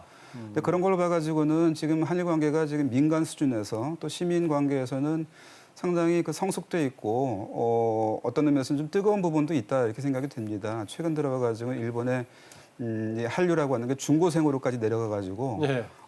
한국이 멋있다라고 하는 일반적인 인식이 지금 그 어린아이들까지도 지금 퍼져 있는 상황이기 때문에 예. 굉장히 좋은 조건이죠. 그런데 문제는 뭐냐면은 이러한 시민사회에서의 이 성숙한 한일 관계가 정치 관계에서 한일 관계와 전혀 별개의 것으로 움직이고 있다는 겁니다. 이 사이가 지금 단절돼 있다라고 하는 게 문제인 것 같아요. 아하.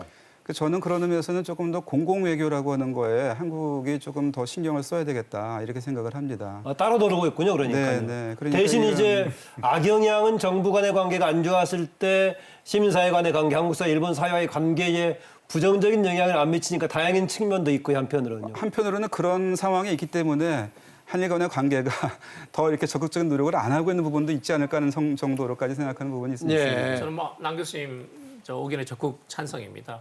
오히려 지금 일본 내에서 한국 때리기, 한국 배싱하고 있는 것은 한국 측이 어떤 면에서 우리의 진정성을 알리고자 그렇게 큰 노력을 기울이지 않은 겁니다. 예. 처음에 문재인 정부 출범 때부터 일본 매스컴에서 말하자면 정복 좌파라는 프레임을 걸어가지고 처음부터 때리기를 했거든요. 사실 거기에 대해서 한국 정부가 한반도 비핵화하고 동북아 평화 번영에 대한 어떤 진정성을 알리기 위해서 공공외교를 일본의 우파 매체들이 그렇게 맞습니다. 했던, 예. 맞습니다. 그걸 했어야 되는 겁니다. 그리고 지금 사실 이 강제징용 대법원 판결에 대해서도 일본의 지식인들은 알고 있습니다. 그렇지만 일본 국민들은 일방적으로 한국 정부가 65년에 약속해놓고 어기고 있다고 보고 있거든요. 그렇지만 적어도 상식을 가진 사람이라면 입법부가 있고 행정부가 있고 사법부가 있는 겁니다. 상권 분립이 된 나라에서 사법부가 판결이 있고 그동안 20년 동안 쌓아온 피해자들의 고통이 있는데 이것을 어떻게 의원합니까? 만약에 일본인 입장이라면 역지사지 입장에서 그게 되겠습니까? 예. 이런 것에 대한 어떤 한국의 진정성, 한국의 지금 상황을 정확히 알리려는 공공외교에 있어서 노력이 더욱더 필요하다라는 생각입니다. 네, 하 교수님, 이제 시민사회 간에서의 관계, 또 민간 외교로서의 의미, 역할, 영향 이런 걸 얘기하고 있습니다. 네, 그러니까 20년 전쯤에 교과서 문제 처음 터졌을 때 그때 역시 일본의 보수 정권 하에서도 한일 간의 시민연대 부분이 굉장히 사실 초창기였지만 예. 열기도 왕성했었고 성과도 만만치 않았습니다. 그러니까 보통 사람들의 지지도 일본 쪽에서 굉장히 컸었고요. 근데 이것들이 점점 더 아베 정권이 장기 롱런하는 것처럼 일본 사회 우경화가 더욱더 짙어져서 그런지 예. 상대적으로 시민협력의 부분이 약해졌다고 판단하실지 모르겠는데요. 근데 문제는 이제 그렇게 되면서 사실은 한국 정부가 특히 문재인 정부 들어와서 아까 말씀하신 한국 정부의 노력에 대한 공공외교적인 일종의 홍보 역할, 예. 정책을 알리는 역할을 굉장히 저는 조금 더 열심히 해줬으면 좋겠다. 왜 그러냐면 지금 현재 일본의 이른바 리버럴이나 진보 세력들 같은 아사히 신문이라든지 마이니 신문 같은 경우에도 산케이 신문이나 요미우리 같은 신문과 마찬가지의 제목을 납니다. 강제징용 문제, 그다음에 재단 해체 문제를 놓고 똑같이 목소리를 내고 있거든요. 그랬을 때 거기에서 조금 더 원래 일본이 국가적인 이익 관련 대처 좀 그런 경향이 있지 않았나요? 아니요, 그렇지는 않았다고 생각이 되고요. 그러니까 그게 과연 요 20년 사이에 적어도 일본의 리버럴들이 한국과 역사 문제로 계속 충돌을 거듭하면서 예. 입지가 좁아져 온 부분이 저는 우경화의 하나의 굉장히 아베 쪽에서 보면 성과가 아닐까 싶을 정도로 예. 그렇다고 한다면 아베 쪽에서 봤을 때 그렇죠. 성과다. 예. 그러니까 그렇다고 한다면 일본에 조금 더 일반 민심이 지금 정도의 교류가 많을 정도의 기반을 가지고 있다면 조금 더 오피니언 리더에 대해서 한국 정부가 공공외교 측면에서 주도적으로 여러 가지 회의라든지 다양한 형태의 교류를 통해서 조금 더 한국 정부의 태도와 비전을 확산해 나가는 작업들 이런 것들은 저는 해야 되지 않을까 싶습니다. 예, 아까 앞서서 나왔던 이제 국제 정세 관련된 부분을 좀 마지막 주제로 살아볼까 합니다. 특히 이제 북미 정상회담 과정 또 이게 남북 간 정상회담 과정 속에서 일본의 입장에 대해서 그동안에 논의가 많이 돼 있단 말이죠. 한참 트럼프와 문재인 대통령과의 관계, 트럼프와 김정은과의 관계가 잘 될 때는 아베 패싱, 일본 패싱 이런 얘기가 나왔다가요. 또 하노이 또 이제 불발된 이후에는 아베는 먼저 알고 있었다느니 아니었다느니 뭐 이런 얘기까지 오가고 있는데 지금 이제 한반도 문제 최근 진행되는 과정 속에서 일본의 위상이라든가 역할을 어떻게 봐야 되는 겁니까? 뭐 위상이 하노이 정상회담이 그 좌절됐다고 그래서 뭐 또 높아진 건 아니겠죠. 근데 이제 일본 측의 기본적인 그 인식 내지는 평가는 한국 내에서도 많은 얘기가 되지만 결국은 그러니까 스몰 딜보다는 노 딜이 낫다라고 하는 그런 기본적인 이제 인식을 갖고 평가를 갖고 있는 것 같습니다. 그리고 이제 그렇게 얘기되는 가장 큰 이유 중에 하나는 어떻게 보면 일본이 미국 내지는 한국에 대해서 갖고 있는 이제 불신과 불신의 몇 가지 그 요인과 관련이 된다고 생각이 됩니다. 그러니까 특히 이제 예를 들어서 미국과 관련돼서 얘기한다고 하면 트럼프 대통령이 어떻게 보면 그 일본의 이익과는 좀 다르게 단순히 비핵화 그중에서도 뭐 ICBM이라든지 그런 거 위주로 해서 그러니까 미국과 좀 더 관련된 것만을 위주로 해서 이제 타결을 해버리는 식의 것이 되지 않겠느냐라고 하는 식의 의구심이라고 그럴까 불안감을 좀 갖고 있었는데 막상 그렇게 되지 않고 결국 이제 저는 그 딜이 안 된 식으로 된 거는 그러니까 그런 차원에서 딜은 안 됐지만 중간 과정에서 납북자 관련 문제를 뭐 트럼프가 건의했냐 안 했냐는 건데 어떻게 정리가 됐습니까? 뭐 했다고 몇 차례 얘기를 했었고 예. 그리고 그 부분에 대해서는 앞으로 이제 어떻게 보면 일본과 북한 사이에 어떤 좀 더 그 접근의 여지가 생긴다고 하면 중요한 뭐 재료가 될 거라고 저는 생각을 합니다. 그러니까 예전 고이즈미 수상이 평양 가서 그 선언했을 때도 그랬었고 그러니까 그건 뭐 아직 이슈로 남아 있기 때문에 그런 것은 아직 남아 있을 거라고 생각합니다. 네, 양 교수님. 하노이 회담에 대해서 일본은 처음부터 이제 반대 입장이었는데요. 저는 어떻게든 이 문제를 한반도 비핵화 문제를 어떻게든 풀고 싶다라는 것은 트럼프 대통령의 생각이라고 봅니다. 그리고 우리 측도 그렇게 생각하고 북한도 마찬가지로 이미 비핵화에 대해서 약속하지 않았습니까? 수차례에 걸쳐가지고. 그래서 하노이 회담으로 끝난 게 아니다. 끝난 게 아니고 다음 주에 벌써 4월 10날, 11일 한미 정상회담이 열리고 그걸 또 모멘텀 삼아가지고 남북 간에 또는 북미 간의 정상회담을 추진한 것이 너무나 당연한 것이고 그것은 앞으로 한반도 비핵화하고 동북아 평화 번영에 기여하는 것입니다. 일본 정부도 이 점에 대해서는 충분히 저는 숙지하고 있으려고 보고요. 저는 일본 정부의 한마디 좀 이렇게 뭐랄까 조언을 한다면 납치 문제를 앞세워 가지고 북일 관계를 그 전제 조건으로 두는 것은 좋지 않습니다.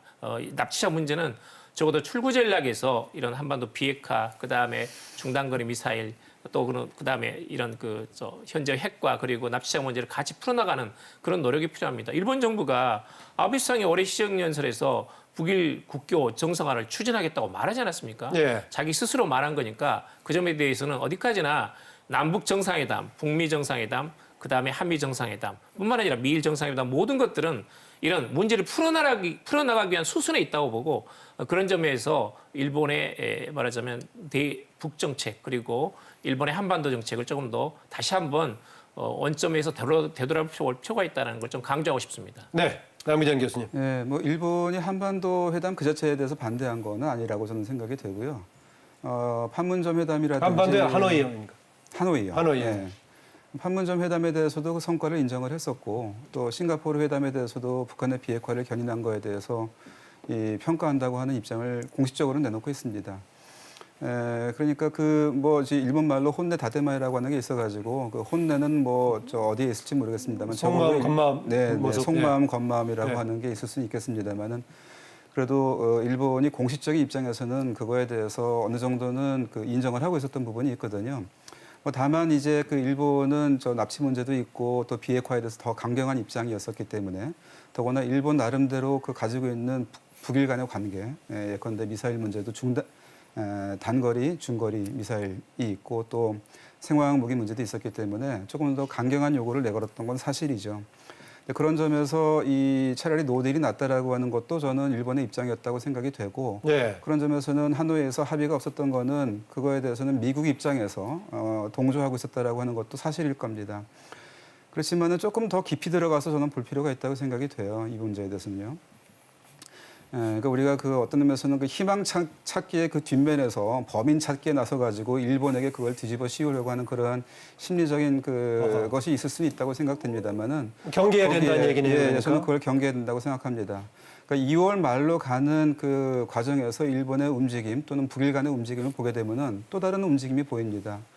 2월 4일 날 북한에서 중앙조선 위원회, 조선 적십자의 중앙위원회가 일본에 대해서 감사 메시지를 전달한 바 있습니다. 네. 일본에 표착했던 어민들을 돌려준 거에 대해서 감사한다라고 하는 메시지를 냈는데 이거는 북일 관계에서 처음 있었던 일이거든요. 그다음에 2월 14일인가 15일인가에는 교도통신이라고 하는 데를 통해 가지고 다나카 미노루라고 하는 일본인이 평양에 살고 있다라고 하는 뉴스가 나온 적이 있습니다. 과거에 그런 얘기들이 있었던 건 사실입니다만은 이 이름을 대고 다나카 미노루라고 하는 사람이 살고 있다라고 하는 사실을 공표한 거는 이 주리 미디어에서 공표한 건 처음이고요. 그 배경에는 일본 외무성에서 이 정보를 준 것 같다라고 하는 얘기도 나오고 있습니다. 근데 이 다나카 미노루라고 하는 사람은 일본 정부가 공식으로 인정한 17명의 납치 일본인 가운데 한 사람입니다. 그러니까 이거 스톡홀름 북일 회담 이후에 네. 북일 협의 이후에 나온 얘기였을 텐데 그동안 일본은 이거를 묵살을 했었거든요, 이 정보를. 근데 지금 와가지고 이거를 냈다라고 하는 것 자체가 굉장히 일본에서는 변화였습니다. 예. 그러니까 저는 하노이를 바라보면서 북한과 일본 사이에서 뭔가 새로운 움직임이 있었다라고 하는 거를 볼 필요가 있다는 생각이 듭니다. 예. 조금만 좀 더 말씀드리겠습니다. 배경에는 일본으로서는 지금 아베로서는 딱히 지금 장기 집권을 함에도 불구하고 딱히 내세울 만한 업적이 지금 없는 상황입니다. 사실은. 사실은 헌법 개정 쉽지 않은 상황이고요. 앞으로도. 그다음에 러일 평화 조약을 맺기 위해서 꽤나 공을 들여왔지만은 그것도 지금 무망한 상태에 지금 가고 있습니다.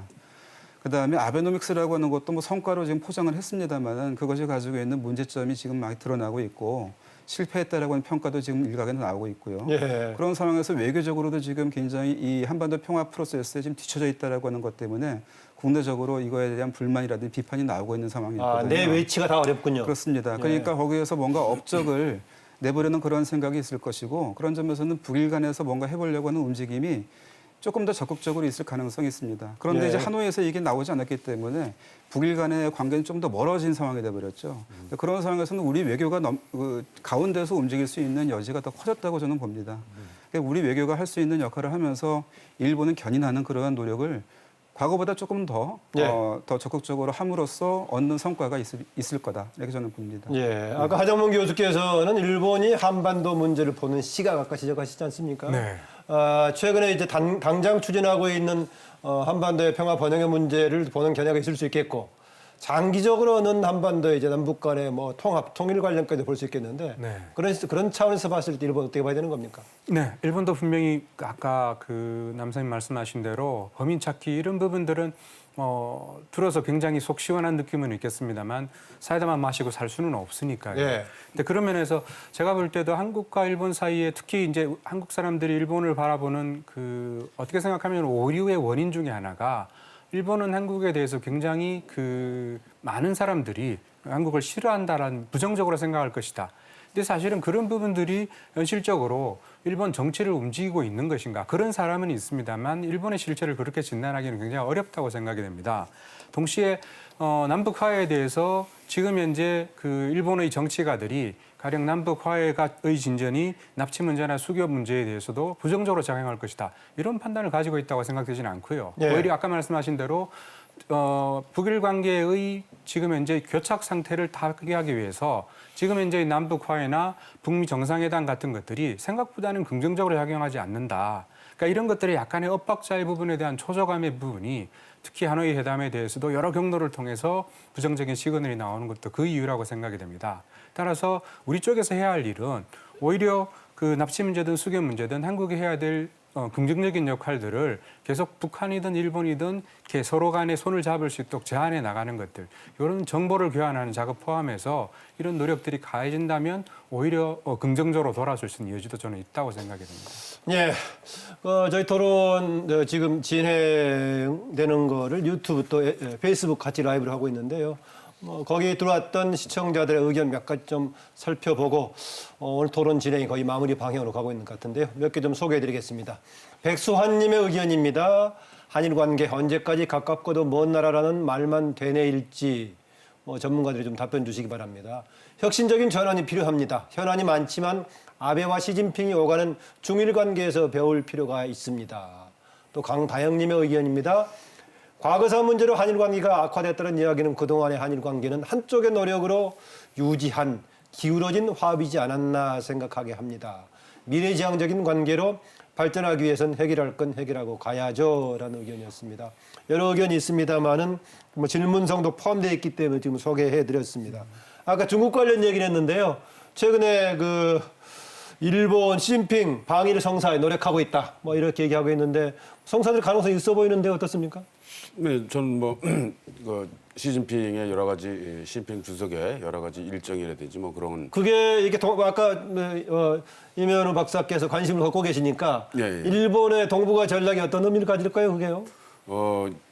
제가 그 일본의 이제 외교안보 노선의 기본적인 성격을 이제 현실주의로 말씀드리는 그 네. 가장 큰 이유 중에 하나는 바로 이제 이런 측면이라고 저는 생각을 합니다. 그러니까 아까도 말씀드린 것처럼 일본이 중국에 대해서 인식하고 있는 그런 그 부정적인 측면이 있음에도 불구하고 네. 중국이 가지는 또 매력이라고 그럴까 내지는 그 위상을 또 간과하지 못한다는 측면을 고려해서 또 중국과의 관계를 지속적으로 또 유지 개선하려고 하는 그러한 그 노력의 일환이 지금 어떻게 보면 작년에 아베 총리가 중국을 갔고 그리고 그러한 그 뭐 답변 차원에서 어떻게 보면 이제 시진핑 주석의 방위를 추진하고 있다라고 생각이 들고 그러한 측면은 어떻게 보면 서로 생각은 달라도 그 다른 생각을 어떻게 보면 좀 더 축소시키기 위해서도 관계라고 하는 거는 유지돼야 된다라고 하는 기본적인 생각, 뭐 현실주의적 생각에서 그렇게 되는 부분이라고 생각을 하고 바로 그런 것이 어떻게 보면 한일 관계에도 어떻게 보면 시사하는 바가 있지 않겠느냐. 우리가 이제 투트랙 얘기를 할 때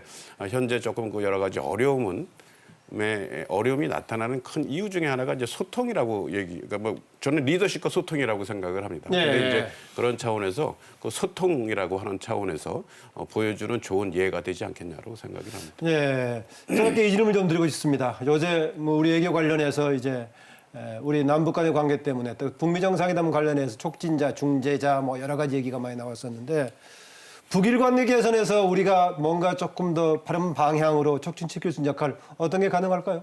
저는 그동안 뭐 한국 정부로서 충분히 해왔다고 봅니다. 적어도 남북 정상회담이 3차 있지 않았습니까? 네. 세 차례 끝날 때마다 서훈 국정원장이 가가지고 아베 수상한테 직접 설명을 했습니다. 그리고 뭐 수차례 남북 정상회담 때마다 문재인 대통령께서 적어도 일본의 납치자 문제에 대해서 김정은 위원장께서 관심을 가져달라 이렇게 이야기를 했습니다.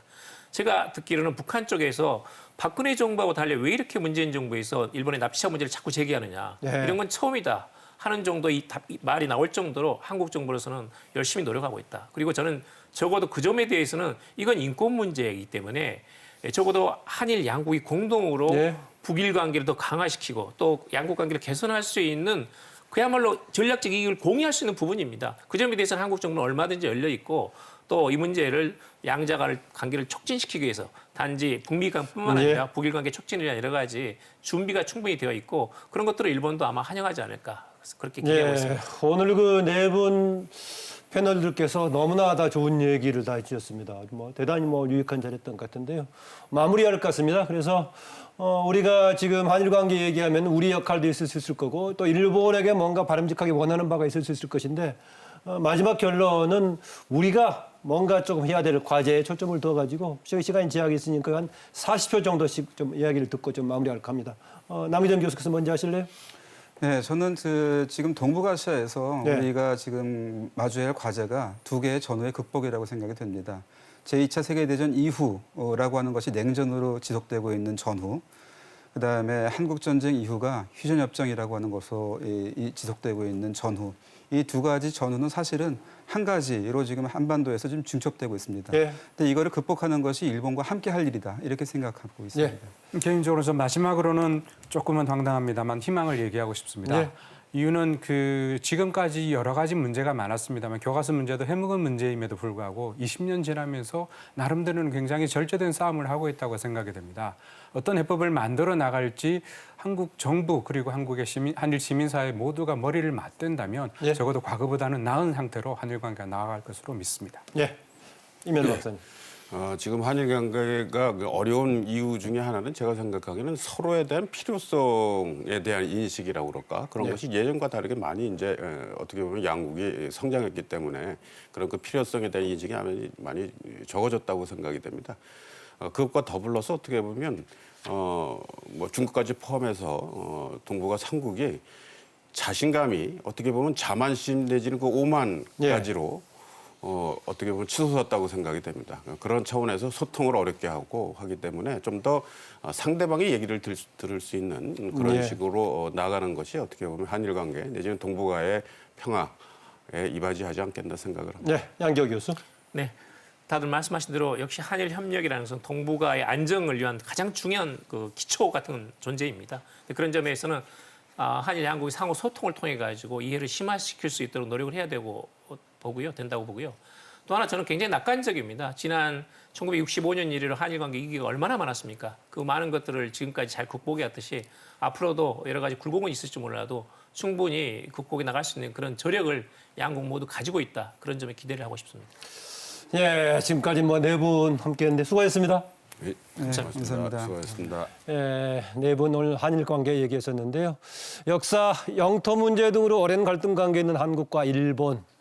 하지만 그 갈등도 물리적 거리가 가까운 데서 아주 가깝기 때문에 가까우면서 가끔 갈등이 생기는 겁니다. 그 거리는 한국과 일본이 마냥 반목하지 않고 협력해야 서로에게 이익이 된다는 의미이기도 합니다. 한미적인 소통을 통해서 한반도 평화와 또 동북아 발전을 위한 관계를 만들어 나가야 할 때입니다. 오늘 토론 여기서 마치겠습니다. 시청자 여러분 고맙습니다.